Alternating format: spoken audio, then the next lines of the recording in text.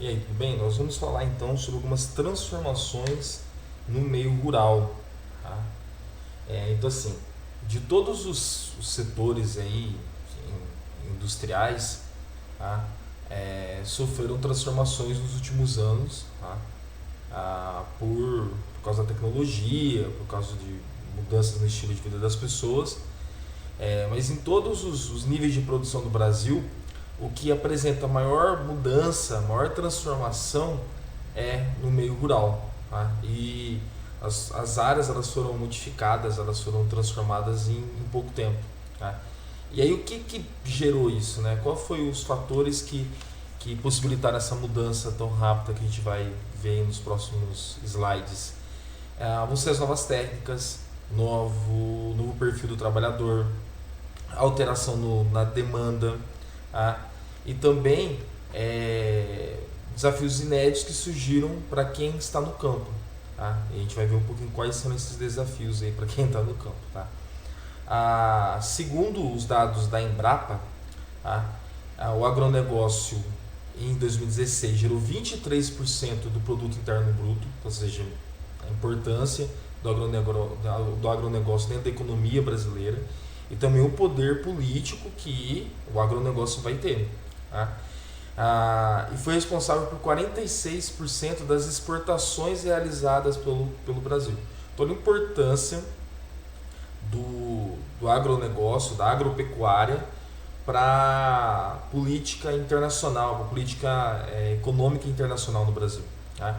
Então, cada vez mais o agronegócio vai sendo valorizado no Brasil, tá? E principalmente pelos avanços aí que ele vai gerar nos números aí da economia. A gente precisa averiguar, a gente precisa analisar até que ponto que esses fatores vão chegar até o trabalhador rural.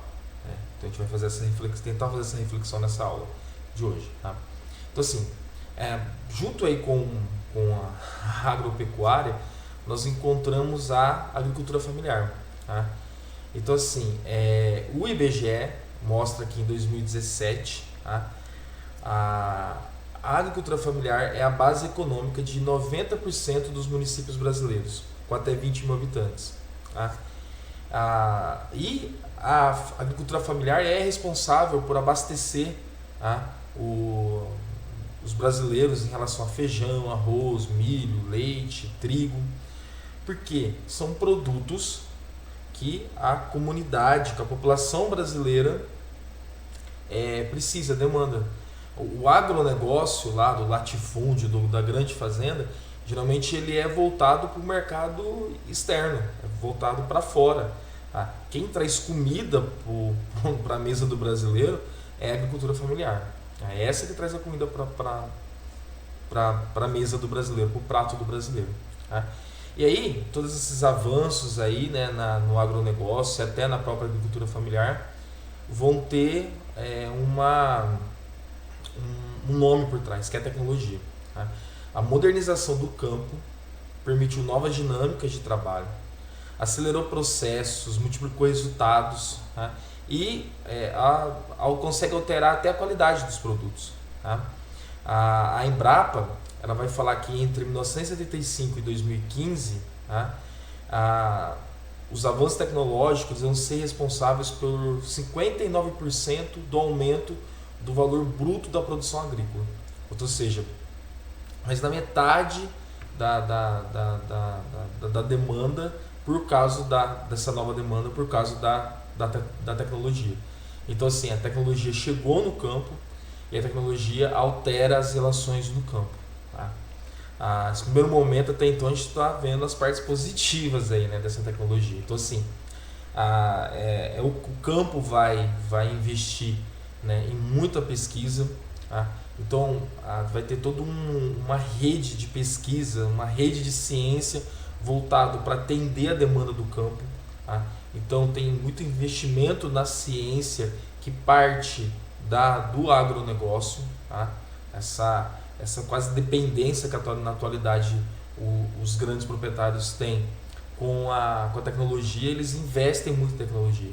Então, assim, muito da tecnologia que nós temos no Brasil parte de investimento do agronegócio. Tá?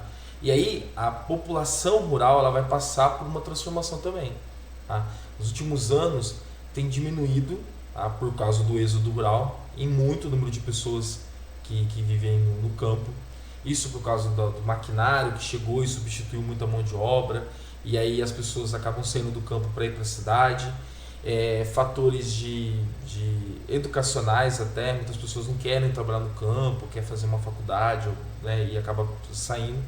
Então isso vai fazer com que 21,4% das pessoas que moram nessas regiões de predominância rural, tá? 21,4% das pessoas têm 65 anos. Tá?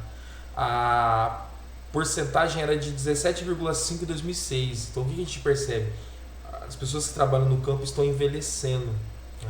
E enquanto isso, o número de jovens de 25 e 45 está em queda. É difícil você encontrar mão de obra, entre aspas, nova aí para trabalhar no campo. Tem uma demanda maior das pessoas não quererem mais trabalhar no campo.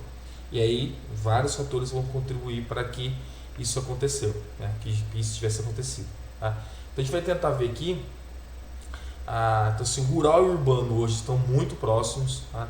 Antigamente fazia-se até uma separação, tinha uma maneira de se olhar para o campo, uma maneira de se olhar para a cidade. Hoje está tudo muito misturado. Tá? E aí então a gente vai tentar ver aqui os pontos positivos, né? Estão próximos nos pontos positivos, só que também, infelizmente, nos pontos negativos. Tá?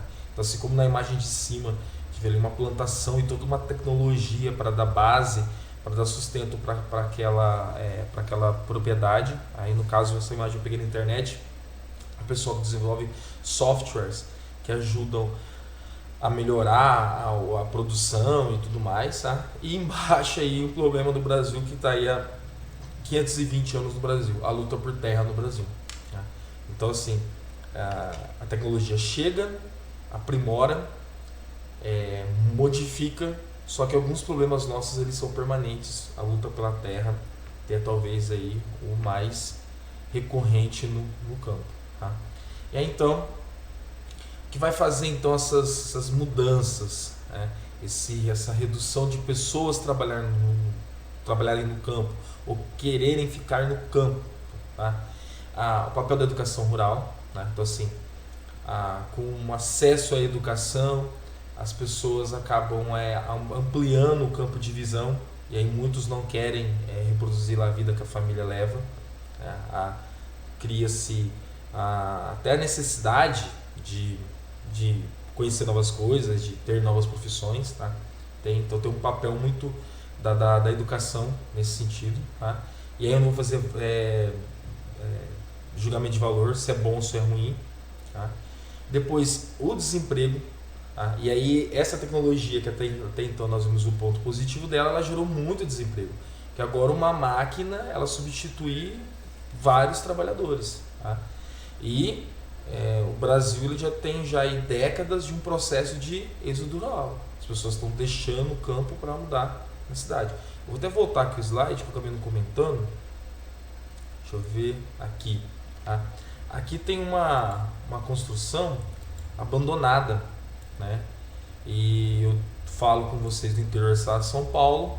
Para quem a gente anda aí pelas rodovias, a gente vê muito dessas casas abandonadas, porque eram residências que moravam famílias que trabalhavam naquela propriedade rural, e aí por N fatores, por N motivos, as pessoas saíram, foram para outras regiões e as casas foram ficando abandonadas. Tá? E aqui é a Barra Funda em São Paulo, né? O terminal da Barra Funda, com imigrantes cada vez chegando em busca de trabalho. As pessoas saem do campo, então, ficam procurando cidades para trabalhar. São Paulo, ainda no imaginário coletivo do brasileiro, é um lugar que tem trabalho. Você ainda tem muitas pessoas ainda que deixam o campo e vão em busca de trabalho em São Paulo. Tá? E aqui retomando, tá? Então assim, vai ter uma desigualdade econômica entre os produtores, e essa desigualdade econômica vai gerar uma desigualdade na distribuição de terras. E aí o próximo slide, eu dou um mapinha que a gente vai analisar isso melhor. E essa desigualdade econômica, essa desigualdade na distribuição de terra vão gerar conflitos, tá? Choques culturais, disputa por terras e ainda, assim como no Brasil nós vemos a tecnologia entrando cada vez mais forte aí no meio rural, a gente ainda mantém algumas questões, alguns problemas nossos muito antigos que a gente não consegue eliminar, tá? Então o desmatamento continua, a grilagem de terras continua, tem toda uma disputa de terras entre movimentos que querem reforma agrária, com grandes latifundiários, com comunidades indígenas, comunidades quilombolas, comunidades ribeirinhas, pequenos proprietários que ficam ali meio que vão sendo tragados pela grande propriedade que está em volta e acaba vendendo sua terra porque não consegue mais ter um produto competitivo. E aí N fatores que vão acontecer e todos esses fatores vão gerar a desigualdade na distribuição de terras, tá? E aí eu queria encerrar com vocês um estudo do IDACE do Ceará, tá? Então, assim, estudo mostra um mapa da desigualdade da distribuição de terra no Brasil, tá? Então aqui em vermelho são os imóveis que detêm 25% das maiores áreas privadas no Brasil, são as maiores propriedades do Brasil. E em cinza aqui estão os imóveis que detêm 25% das menores propriedades privadas do Brasil, tá? Então aqui estão os 25% que tem território maior, os maiores proprietários, e aqui os 25% que são os menores proprietários, tá? E a gente vai ver agora a desigualdade que isso aqui tudo gera, tá? E esse aqui é um texto que eu extraí do relatório, tá? Ele vai falar o seguinte, ó, o mapa da publicação revela que 25% de toda a terra agrícola do Brasil é ocupada pelos 15.686 maiores imóveis do país, 0,3% do total de imóveis. O que isso quer dizer? Que 0,3% dos proprietários de terra no Brasil são donos de 25% do território. Em contrapartida, os 25% que são os menores, as menores propriedades, elas são 3.847.937 proprietários, ou seja, 77% do total de imóveis. Então nós temos assim, 25% dos imóveis estão na mão de 15 mil pessoas, tá? Os outros 25% do território estão nas mãos de 3.847.937 produtores rurais, 77% dos imóveis. A maioria dos produtores rurais estão na parte cinza, são pequenos proprietários. E para esse pequeno proprietário é muito difícil, tá? É muito difícil para esse pequeno proprietário. Coisa que para o grande proprietário cada vez fica menos difícil. Por quê? Eles têm a bancada ruralista. Ou vocês acham que a bancada ruralista representa o pequeno proprietário, né? Então a tendência é essa concentração com as crises econômicas, e a pandemia vai gerar muito mais crise do que não parou por aqui, né? Vai ter reflexos ainda, tá? E aí qual que é a tendência? O maior continua comprando a terra do menor. Com isso, aumenta a concentração de terra na mão de poucos. Com isso, gera desemprego no campo e essas pessoas saem do campo e vêm para a cidade. Então, até os problemas que nós temos urbanos estão muito misturados com os problemas rurais, tá? A gente precisa criar mecanismos para diminuir essa desigualdade de distribuição, tá? Dar melhores condições de vida para que as pessoas possam ter desejo de voltar a trabalhar no campo. O Brasil é um país formado pela diversidade, tá? Mas que, infelizmente, a gente não consegue ver essa diversidade quando a gente olha a nossa riqueza e a forma que a riqueza é distribuída, inclusive a riqueza do campo, tá? Espero que vocês tenham gostado. Qualquer dúvida, coloque aí no comentário que eu respondo para vocês. Até mais!